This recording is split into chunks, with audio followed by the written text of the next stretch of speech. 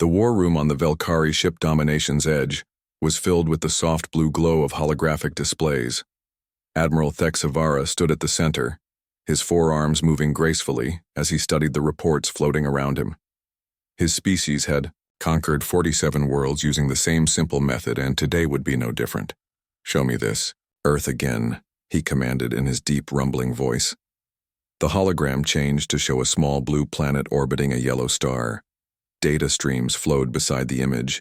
No orbital weapons, no energy shields, no advanced technology signatures. The beings on this world still used chemical rockets to reach their own moon. "Pathetic," muttered Commander Velthar, his second in command.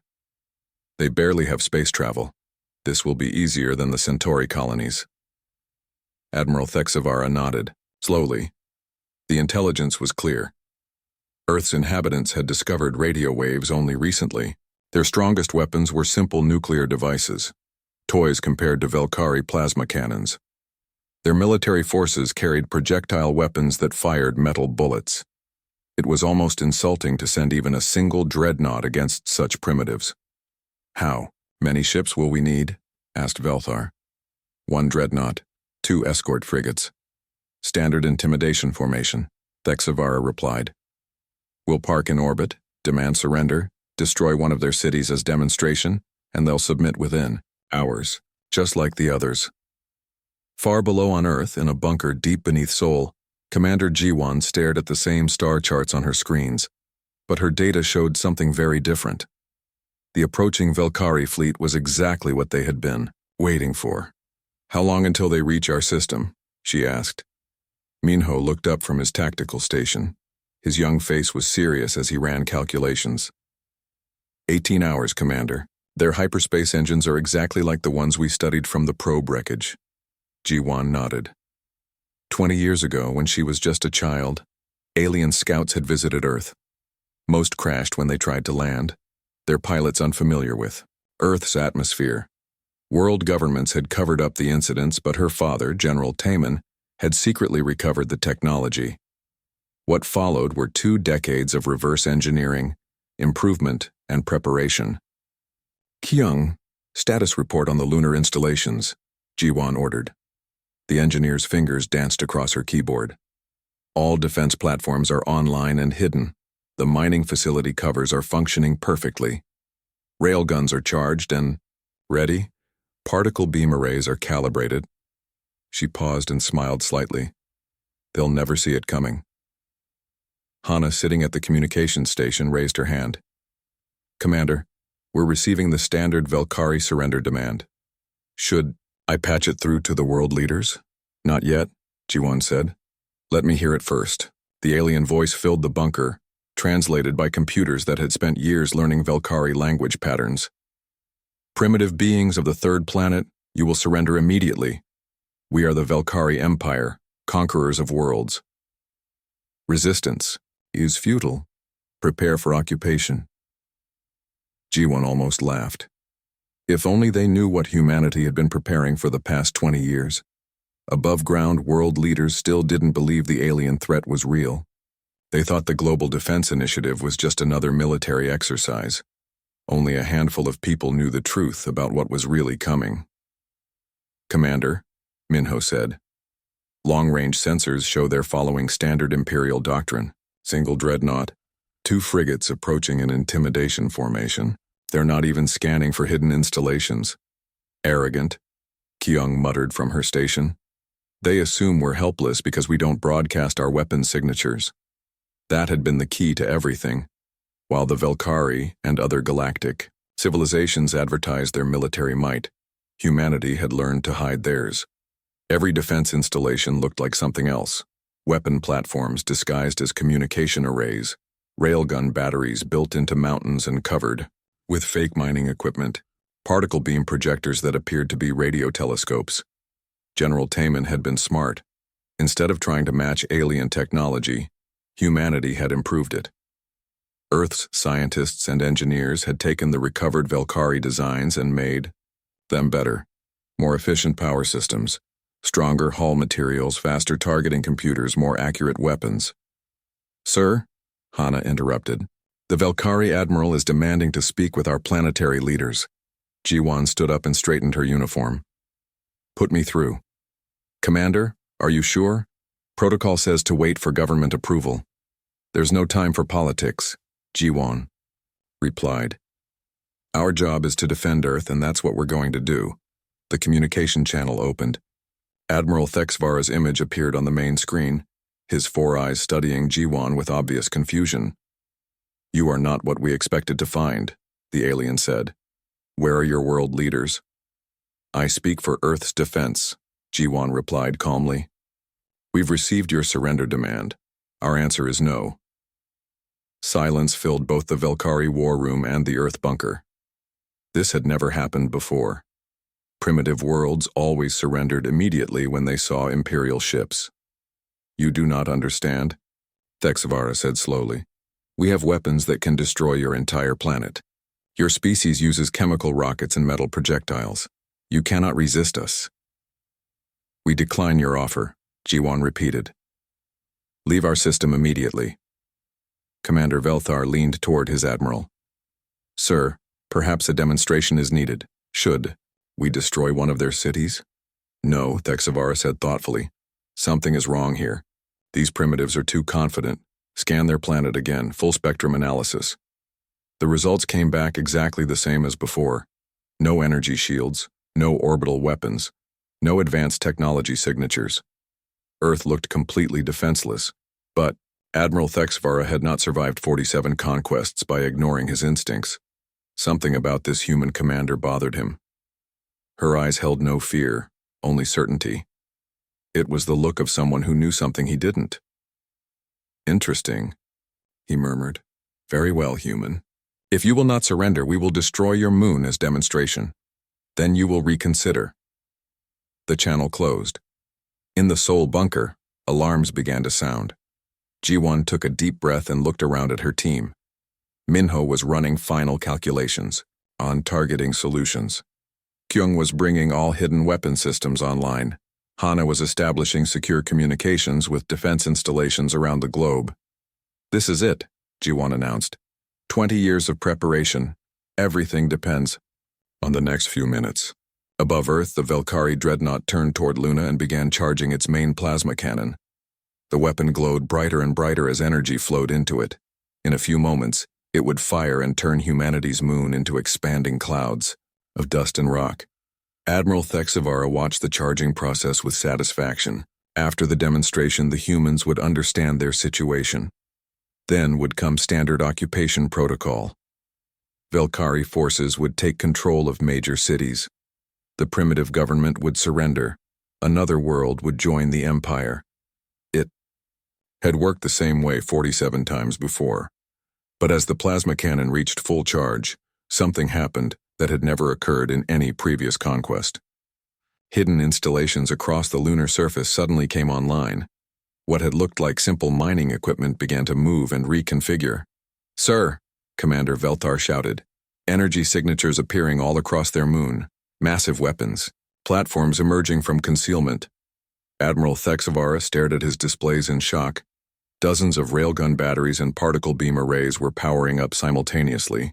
Their energy signatures were stronger than anything in the Velkari arsenal. Impossible, he whispered. The scans showed nothing. In the Sol bunker, Jiwan smiled grimly and gave the order that would change galactic history forever. All stations, you are cleared to engage. Show them what Earth can do. The first railgun fired from Luna's hidden Crater 7 installation. Kyung had spent 3 years building it, disguised as a mining operation that extracted helium from lunar soil.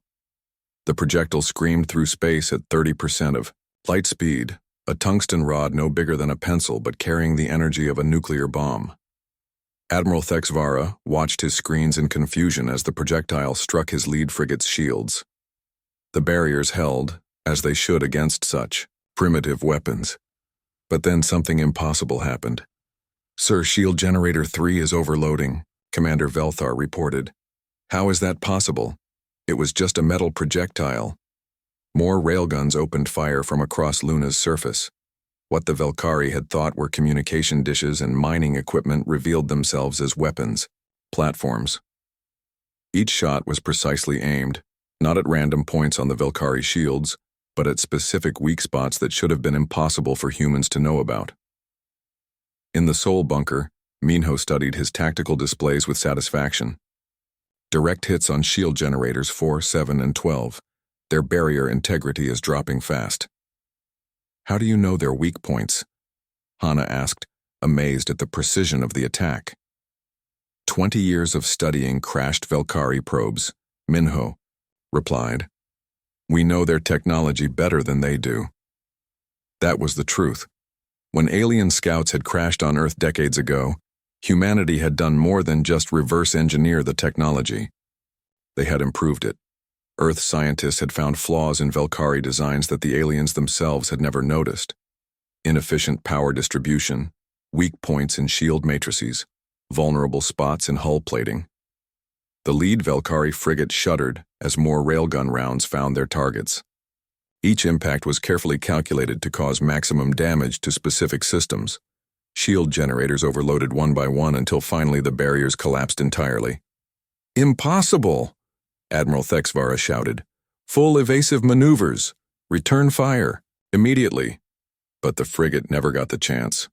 The moment its shields failed, particle beam arrays hidden across Luna's surface opened fire simultaneously.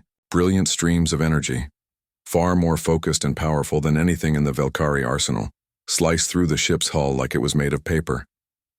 The frigate broke apart in seconds, its crew unable to even send a distress signal. Debris scattered across space as secondary explosions tore through the wreckage. What just happened? Velthar whispered, staring at his screens in shock. Admiral Thexvara had no answer. In 47 conquests, he had never lost a single ship to a primitive world. Most surrendered before any weapons were fired. Those few that resisted were quickly overwhelmed by superior Velkari technology. But this was different. Earth's weapons were not primitive at all. They were using principles the Velkari recognized but applied in ways that seemed impossible. The railguns achieved velocities that should have required massive power plants. The particle beams maintained coherence across distances that should have caused them to scatter. Sir, we're receiving transmissions from the human planet, Hana reported from her station in the Soul Bunker. Multiple Velkari frequencies, they sound panicked. Jiwan listened to the translated alien voices. Confusion, fear, demands for explanations. The mighty Velkari Empire was discovering that their latest conquest was not going according to plan. Kyung, status of lunar installations? Jiwan asked. All systems nominal, Commander. We've barely used 10% of our ammunition. Shield generators are at full power. The Velkari haven't even tried to target our positions yet. That was another advantage of humanity's approach. While the Velkari built obvious military installations that advertised their presence, Earth's defenses were invisible until they fired. Even now, the alien scanners couldn't get clear locks on the lunar weapons platforms because they looked like civilian mining equipment. Admiral Thexvara studied the tactical situation with growing alarm. His remaining frigate and dreadnought were facing dozens of hidden weapons that could apparently punch through Velkari shields with ease. Worse, his scanners still couldn't identify exactly where all the attacks were coming from. Analysis, he barked to his weapons officer. Sir, the humans are using magnetic rail acceleration to achieve impossible projectile velocities. Their particle beams utilize quantum focusing techniques we've never seen before.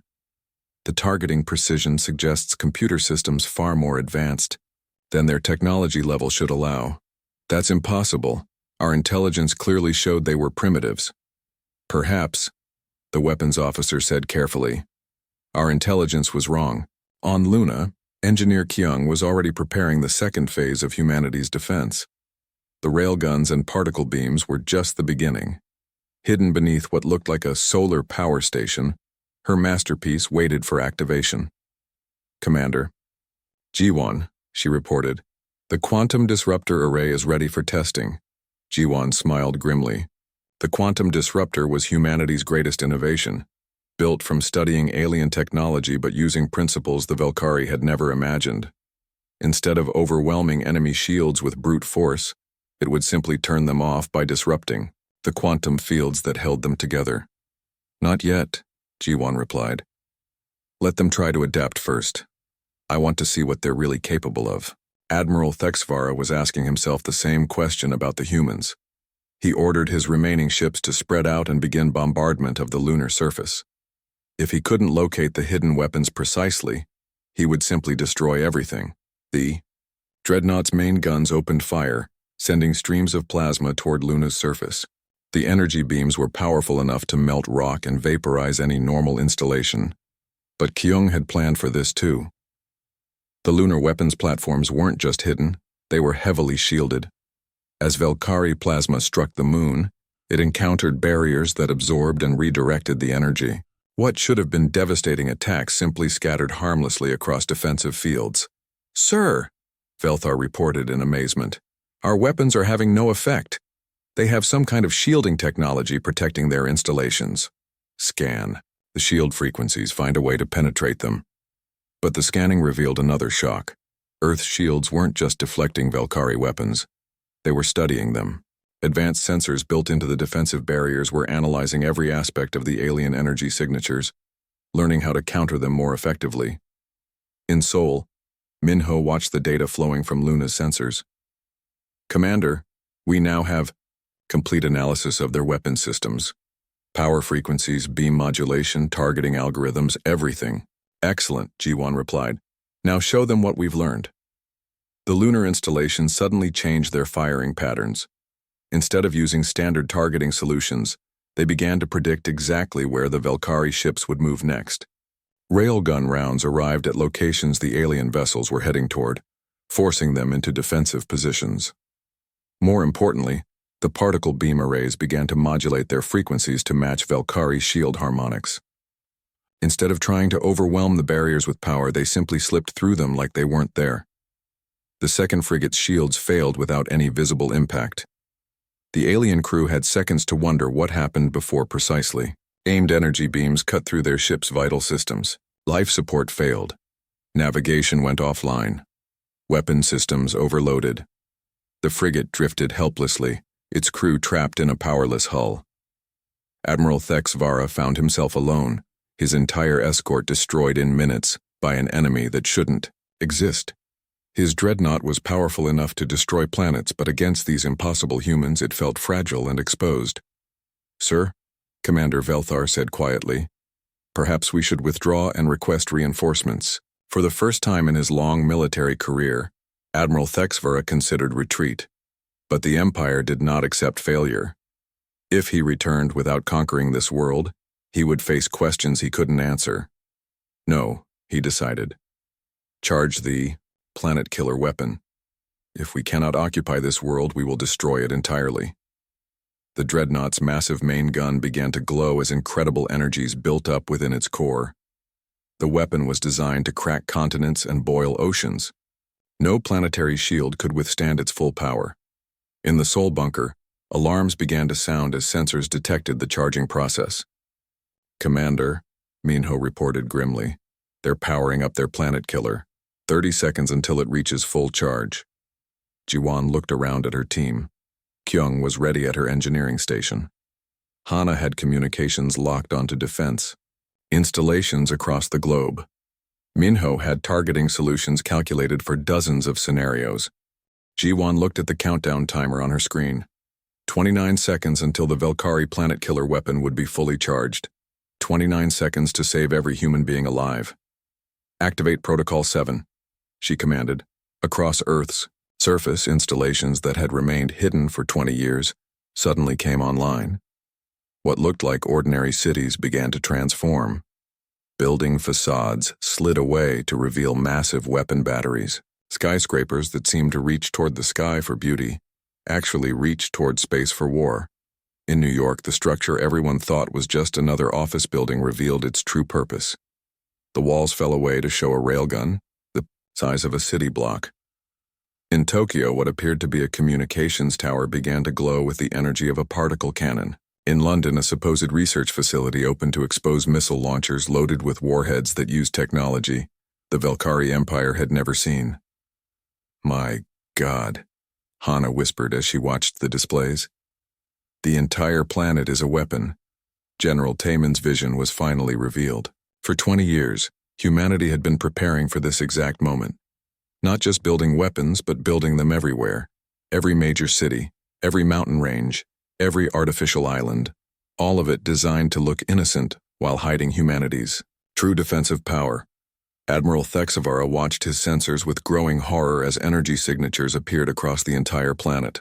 Hundreds of them, thousands of them, power levels that matched or exceeded anything his dreadnought could produce. "This is impossible," Commander Velthar stammered.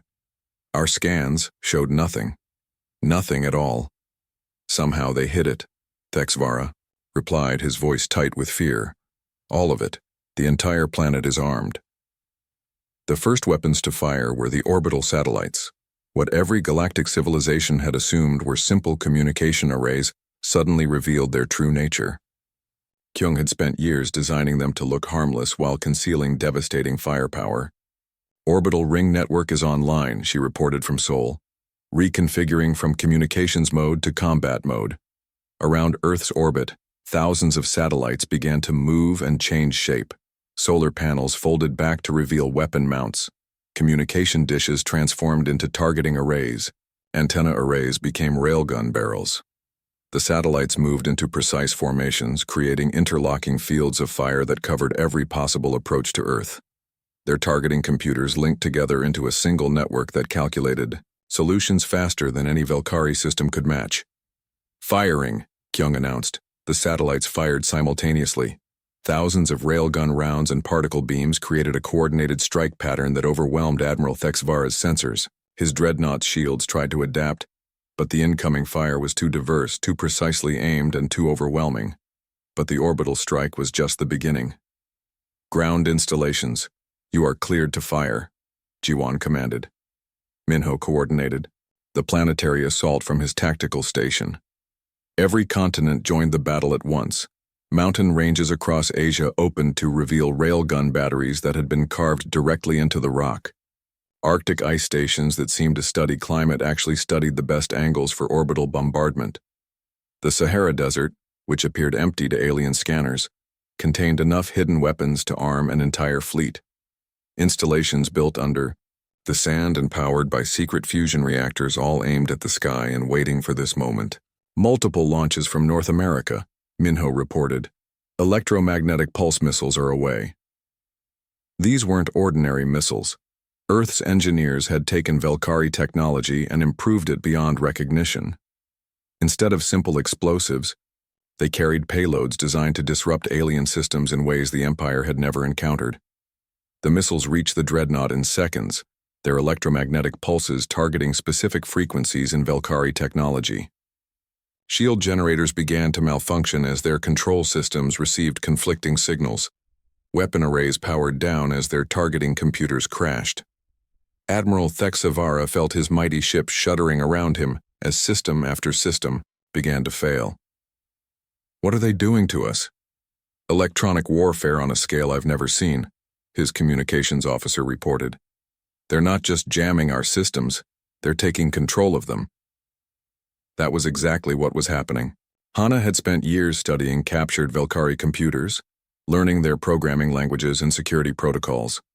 Now she was using that knowledge to turn the dreadnought's own systems against itself. "I have access to their navigation computer," she announced from Seoul. "Uploading virus packages now." The dreadnought began to list to one side as its navigation system tried to execute impossible course corrections. Thrusters fired randomly as conflicting commands flooded the control networks. The Planet Killer weapon's charging sequence stuttered and reset as its targeting computer received dozens of different target coordinates. But humanity wasn't finished yet. "Phase 2 weapons. Fire at will," Jiwon ordered. Across Earth, the hidden installations revealed their true power. These weren't just improved versions of Velkari technology. They were entirely new weapons based on scientific principles the galactic community had never imagined. Quantum disruptors fired from Luna, not trying to break through the dreadnought's shields, but simply turning them off by disrupting the energy patterns that sustained them. Gravitational pulse cannons launched waves of distorted space-time that twisted the alien ship's hull like putty. Particle streams that existed in 11 dimensions simultaneously struck the dreadnought from angles that shouldn't have been possible. The ship's armor, designed to deflect energy from normal space, had no defense against attacks that came from higher dimensions. Hull breaches on decks 7 through 15. Velthar reported in panic. We're losing atmosphere. Gravity generators are failing. Sir, we need to abandon ship. Admiral Thexvara stared at his displays in defeat. His planet-killer weapon would never fire. The mighty dreadnought that had conquered 47 worlds was being destroyed by primitives who weren't primitive at all. Impossible, he whispered. How did they advance so quickly? In the Sol bunker, Jiwan could have told him. Humanity hadn't advanced quickly. They had been preparing for 20 years, ever since the first alien probe crashed on Earth. But where other civilizations built obvious weapons and advertised their strength, humans had learned to hide and improve. Every piece of Velkari technology that humanity studied was made better. More efficient power systems, stronger materials, faster computers, more accurate weapons. And then they hid it all, making their planet look defenseless while building the most powerful military force in the galaxy. Time to full system failure? Jiwan asked. 15 seconds, Minho replied, watching the tactical displays with satisfaction. Their ship is completely disabled. Life support is failing. Weapon systems are offline. They're dead in space. The battle for Earth was over before it really began. 30 seconds of concentrated fire from humanity's hidden defenses had reduced the mighty Velkari dreadnought to a powerless hulk drifting through space. Admiral Thexvara made one final transmission as his flagship's core began to overload. This is Admiral Thexvara of the Velkari Empire. We surrender. Please. How did you... The transmission cut off as the dreadnought's communication array exploded. Emergency pods began launching from the dying ship as the surviving crew abandoned their vessel. In space around Earth, 3 pieces of wreckage drifted where the Velkari fleet had been. Not a single human life had been lost. Not a single Earth installation had been damaged. The Empire's invincible war machine had been obliterated before it could understand what was happening. Jiwan stood up slowly, looking around at her team. Kyung was already scanning the wreckage for useful technology. Minho was analyzing the battle data for lessons learned. Hana was monitoring galactic communication frequencies for reactions to the engagement. Phase 1 complete, Jiwan announced. But this was just the beginning. When the Empire realizes what happened here, they'll send everything they have. She was right. Deep in space, automated monitoring stations had detected the energy signatures of the battle. The news was already spreading through the galactic community. Earth, the primitive world that should have surrendered in minutes, had just destroyed an entire Velkari battle group in 30 seconds. The galaxy was about to learn that humanity was not defenseless at all. News of the Velkari fleet's destruction spread through the galaxy faster than light itself. On the trading station Nexus Prime, alien merchants stopped their business to stare at news displays showing the battle data. Energy readings that seemed impossible. Weapon signatures that matched no known technology. A primitive world that had just eliminated an entire Imperial battle group in 30 seconds. Impossible, muttered a Zenthari arms dealer, his tentacles twitching nervously. The readings must be wrong. But they weren't wrong.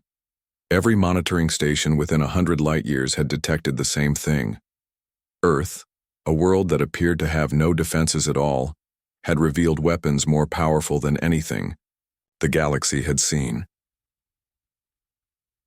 In the Global Defense Council chamber in Geneva, world leaders finally learned the truth about what had been happening under their noses for 20 years.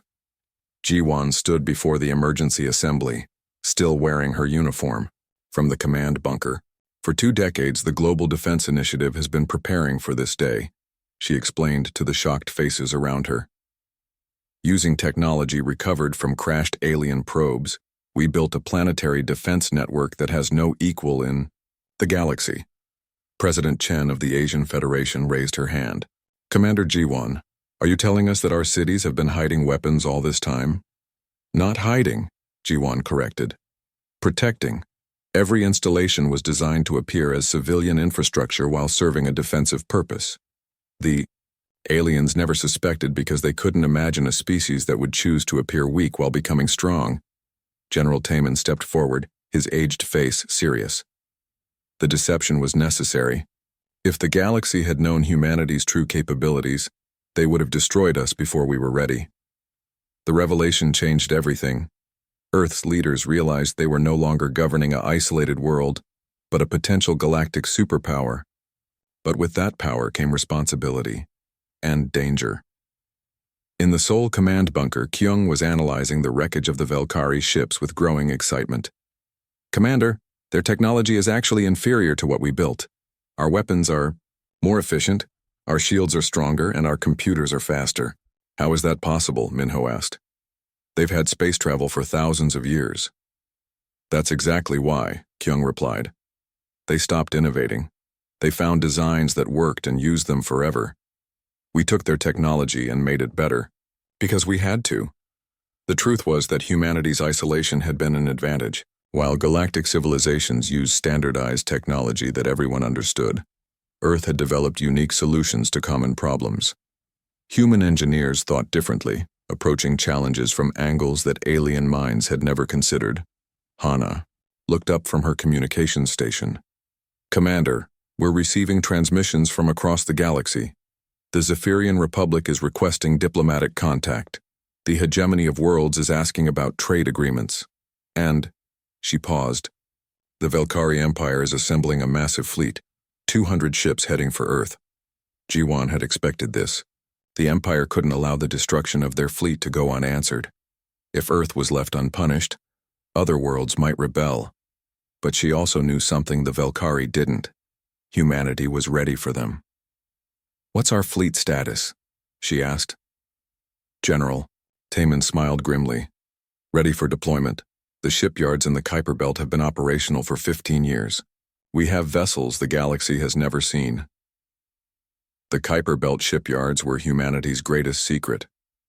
Hidden beyond Pluto, automated factories had been building warships using the same principles that made Earth's defenses so effective.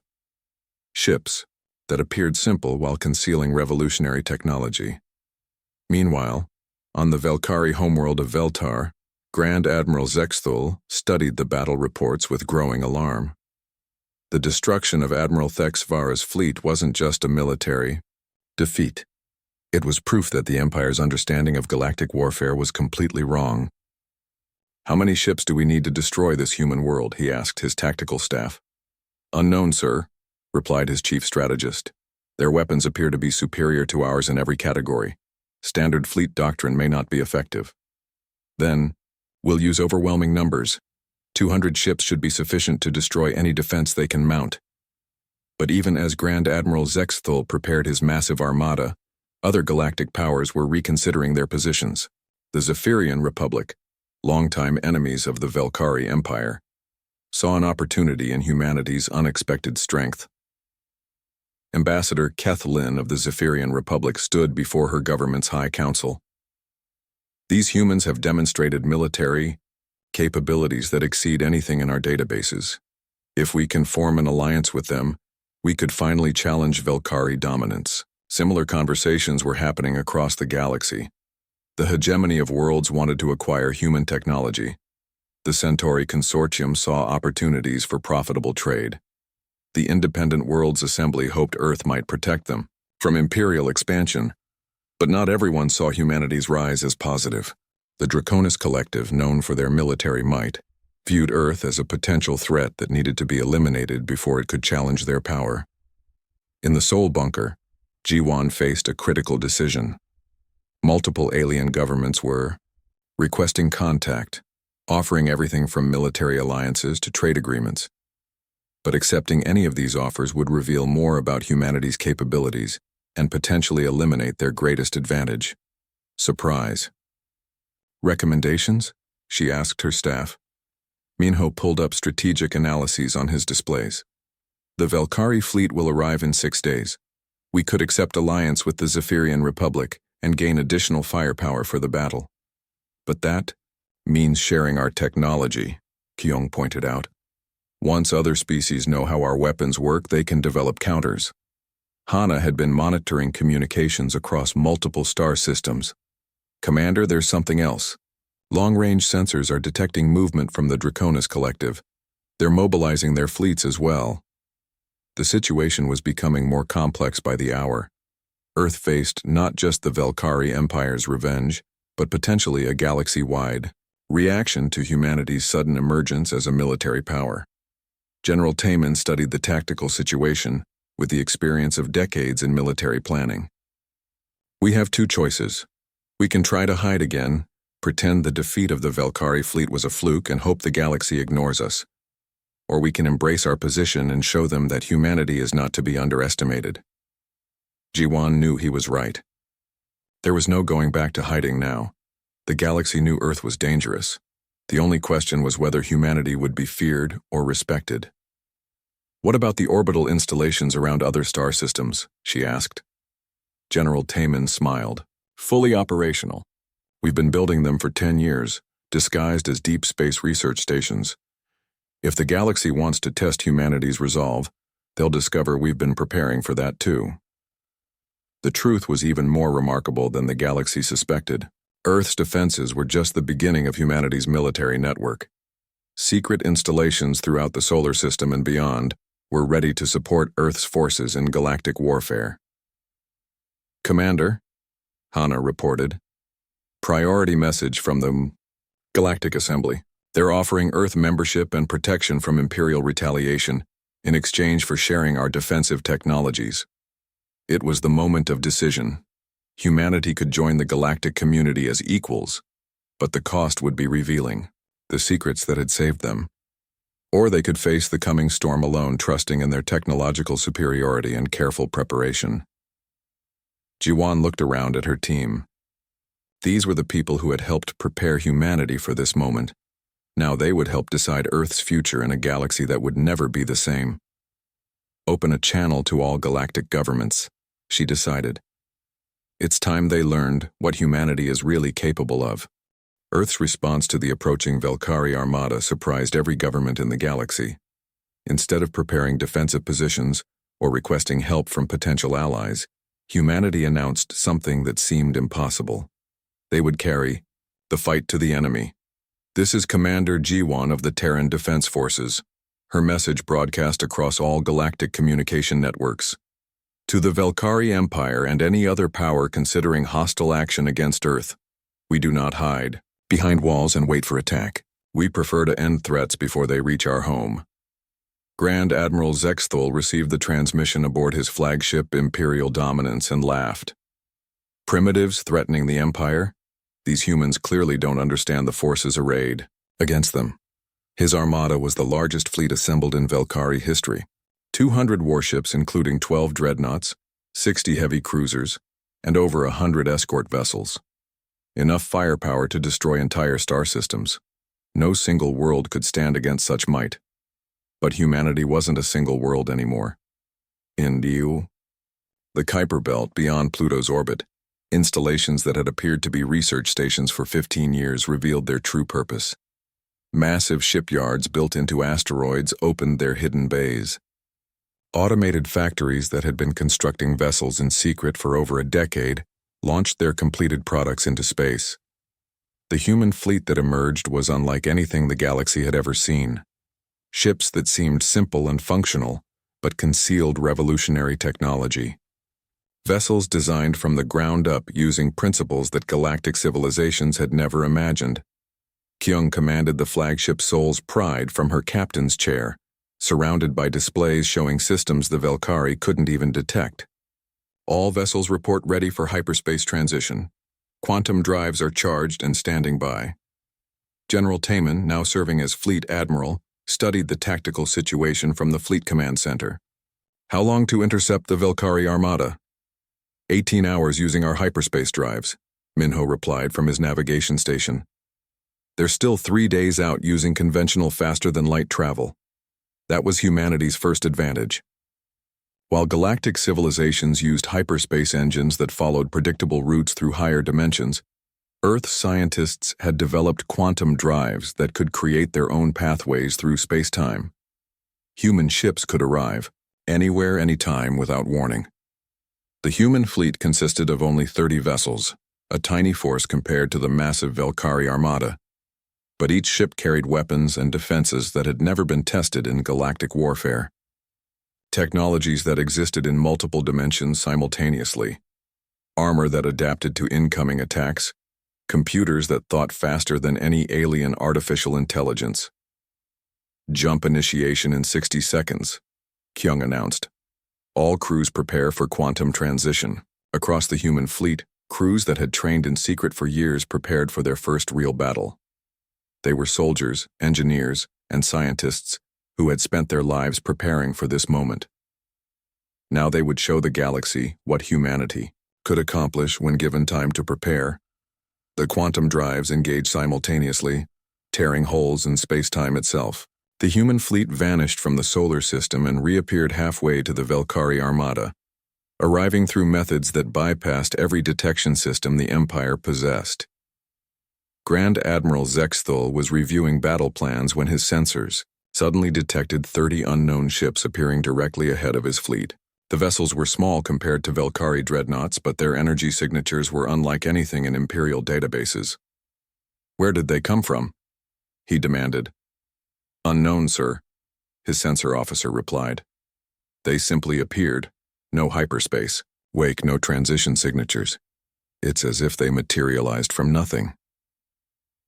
Admiral Taman opened communications with the Velkari fleet. His image appeared on screens throughout the Imperial Armada, an elderly human in a simple uniform, backed by displays showing weapons the aliens couldn't identify. "Grand Admiral Zexthul of the Velkari Empire," he began calmly. "You are trespassing in human space with hostile intent. Turn back immediately or face the consequences." The alien admiral's laughter echoed across his bridge. 30 ships against 200? You humans are brave but foolish. Surrender now and your deaths will be quick." "No," Admiral Taman replied simply. "You will surrender, or you will be destroyed." The Battle of the Void began with the Velkari fleet opening fire at maximum range. Plasma cannons and particle beams created a wall of energy that should have obliterated the tiny human force. But the human ships didn't try to dodge or hide. Instead, they activated defensive systems the galaxy had never seen. Adaptive armor that analyzed incoming energy patterns and restructured itself to deflect them. Quantum shields that existed in 11 dimensions simultaneously, making them impossible to target from normal space. The Velkari bombardment struck the human fleet and simply vanished, absorbed or redirected by defenses that operated on principles the Empire couldn't understand. "Impossible!" Grand Admiral Zexthul shouted. "Our weapons are having no effect." Kyung smiled from the bridge of Soul's Pride. "Their turn," she announced. "All ships, weapons free. Show them what Earth engineering can accomplish." The human ships fired back with weapons that redefined warfare itself. Gravitational pulse cannons that twisted space around enemy vessels, crushing them like empty cans. Dimensional phase torpedoes that bypassed shields by attacking from higher, dimensional angles. Quantum disruptors that simply turned off enemy systems by disrupting the fundamental forces that powered them. But the most devastating weapon was humanity's tactical coordination. While Velkari ships fought as individuals, human vessels operated as a single organism. Their quantum computers were linked in a network that processed information faster than any single mind could comprehend. Minho coordinated the assault from his tactical station, analyzing the battle in real time and adjusting strategy continuously. Targets assigned, engaging the lead dreadnought squadron first. The human fleet moved in patterns that confused Velkari targeting computers. Ships that seemed to be retreating suddenly attacked from impossible angles. Vessels that appeared damaged revealed themselves to be perfectly functional. Formations that looked random created overlapping fields of fire that trapped enemy ships in inescapable crossfires. The first Velkari dreadnought died in seconds, its massive hull cut apart by weapons that existed in multiple dimensions. The second tried to retreat but found its hyperspace drive disabled by quantum interference. The third attempted to ram the nearest human ship and discovered that its target could shift into higher dimensions to avoid collision. "Sir," the Velkari communications officer reported in panic. "We're receiving surrender requests from 30 of our ships. They're asking permission to abandon their vessels." Grand Admiral Zexthul watched his mighty armada being systematically destroyed by a force 1/6 its size. Ships that had conquered dozens of worlds were being eliminated like training targets. Crews that had never known defeat were abandoning their posts in terror. "This is impossible," he whispered. "How can primitives possess such power?" But humanity wasn't primitive. They had spent 20 years studying alien technology and improving it beyond recognition. More importantly, they had approached warfare from a completely different perspective. While galactic civilizations built bigger ships with more guns, humans had built smarter ships with better weapons. The battle lasted exactly 4 minutes. When it ended, the mighty Velkari armada was reduced to scattered wreckage and fleeing survivors. Not a single human ship had been seriously damaged. The Empire's greatest fleet had been destroyed by 30 vessels using weapons and tactics they couldn't understand. Grand Admiral Zexthul found himself alone aboard a crippled flagship, his entire command either destroyed or surrendered. His final transmission was broadcast across the galaxy. The Velkari Empire requests immediate ceasefire and negotiation of terms. Within hours, news of humanity's victory spread to every corner of galactic civilization. The species that had appeared primitive and defenseless had revealed themselves to be the most advanced military power anyone had ever encountered. Earth wasn't just protected, it was now the dominant force in the galaxy. 6 months later, Hana addressed the reformed Galactic Assembly from Earth's orbital station. The political landscape had changed completely. Former imperial worlds requested human protection. Trade routes flourished under Earth's security guarantee. The Velkari Empire still existed, but now as a human protectorate dedicated to rebuilding the worlds they had once conquered. "Humanity offers the galaxy something it has never known," she announced to representatives from hundreds of worlds. "Not conquest, but cooperation. Not domination, but defense. We will protect those who cannot protect themselves and ensure that no species suffers under the boot of Empire again." Admiral Jiwan, now promoted to head of the Terran fleet, stood in the sole command center that had started it all. The bunker was being converted into a museum, a reminder of how preparation and ingenuity had saved not just Earth, but changed the entire galaxy. General Taman joined her, now serving as humanity's senior military advisor. "Do you think they finally understand?" he asked.